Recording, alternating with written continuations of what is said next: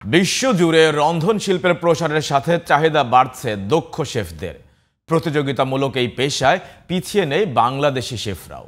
Malaysia, Dubai, Saudi Arab, Qatar, Canada, Australia এবং Europe সহ বিভিন্ন দেশেই এখন বাংলাদেশি শেফদের ব্যাপক চাহিদা। ইউএস ব্যুরো অফ লেবার স্ট্যাটিস্টিক্সের BLS তথ্য অনুসারে একজন শেফ ও প্রধান শেফের গড় বেতন প্রতি বছর $58,920 পর্যন্ত হতে পারে। আন্তর্জাতিক শেফ দিবসে দেশের শেফদের সম্ভাবনার কথা জানাচ্ছেন শাহরিয়ার বাঁধন। ছবি তুলেছেন মোহাম্মদ ইউনুস আলী। বর্তমান বিশ্বে খাদ্য শিল্প একটি দ্রুত বর্ধনশীল খাত। খাবারের প্রতি মানুষের আগ্রহের কারণে রেস্টুরেন্ট এবং ক্যাটারিং সার্ভিসের চাহিদা দিন দিন বেড়েই চলছে।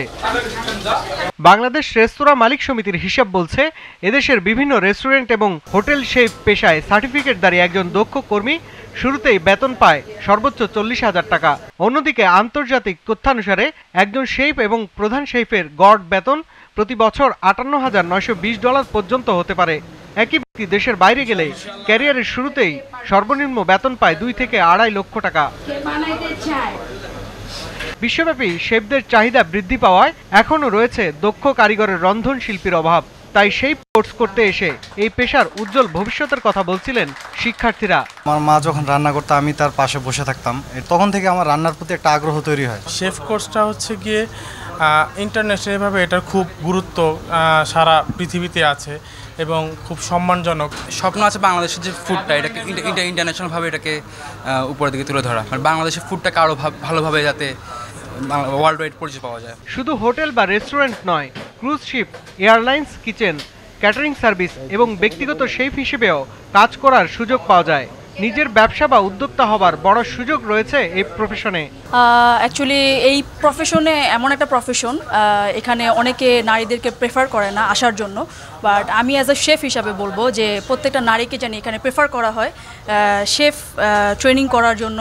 আসলে এটা একটা শখ থেকে আসা, মানে রান্নার প্রতি একটা শখ এবং ভালোবাসা থেকে আসলে মূলত আসা, এবং নিজেরও খাবারের প্রতি একটা ভালোবাসা আছে, এই জন্য এই পেশাটায় আসা। ক্যারিয়ার হিসাবেও চাইলে নেওয়া যায়, যেহেতু আমরা মেয়ে, আমরা রান্না করতে ভালোবাসি এবং রান্না করাও লাগে।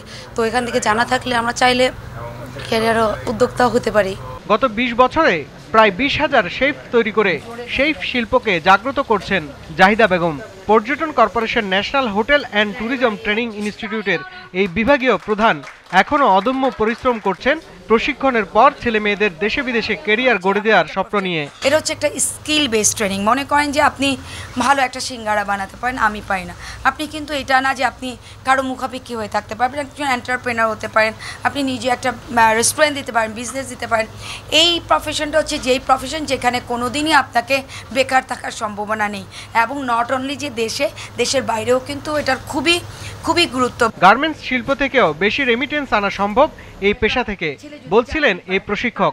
যে দেশের বাইরে যারা আমাদের স্টুডেন্টসরা গিয়েছে তারা কিন্তু প্রচুর ইনকাম করছে। সো এটা কিন্তু দেশের জন্য একটা ফার্স্ট অফ দ্য প্রায়োরিটি হতে পারে রেমিটেন্সের জন্য, যেটা হয়তো আমরা বলি গার্মেন্টসের জন্য, বা যারা দেশের বাইরে যে, কিন্তু এই স্কিল ম্যান পাওয়ারকে যদি আমরা দেশের বাইরে পাঠাতে আমাদের রেমিটেন্স কিন্তু কোনো অংশেই কম হবে না। শাহরিয়ার বাঁধন, GTV নিউজ, ঢাকা।